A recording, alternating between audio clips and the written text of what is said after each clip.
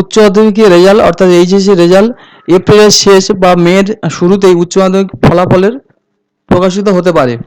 উচ্চ মাধ্যমিক শিক্ষা সংক্রান্ত সাম্প্রতিক কয়েকটি পদক্ষেপে তেমনটাই মনে করছে সংশ্লিষ্ট মহল। ওই মহলের ধারণা সবকিছু ঠিকঠাক থাকলে 27 এপ্রিল থেকে 6 মে এর মধ্যে উচ্চ মাধ্যমিকের রেজাল্ট প্রকাশিত হতে পারে। অর্থাৎ ওই 8টি দিনের মধ্যে ফলাফল প্রকাশের সম্ভাবনা প্রবল আছে বলে দাবি করছে সংশ্লিষ্ট মহল।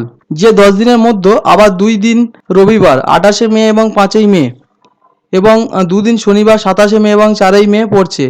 রবিবার তো ফল প্রকাশের সম্ভাবনা নেই, যদিও বিষয়টি নিয়ে সরাসরিভাবে উচ্চ মাধ্যমিক শিক্ষা সংসদের তরফে কিছু এখনো জানানো হয়নি। সংশ্লিষ্ট মহলের বক্তব্য, ভোট গ্রহণ হবে, ফলে সেদিনও উচ্চ মাধ্যমিক ফল প্রকাশের সম্ভাবনা নেই।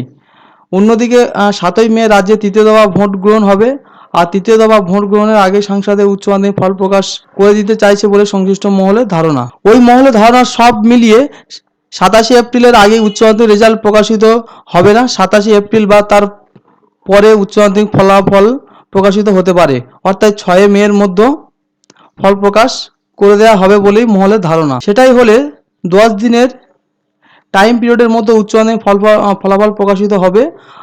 আর যদি ভোট গ্রহণের আগের দিন ও পরের দিন ফল প্রকাশ না হয়, অর্থাৎ পরের দিন ফল প্রকাশ না করার পথে হাঁটে সংসদ, তাহলে ওই টাইম পিরিয়ডটি আরও ছোট হয়ে যাবে।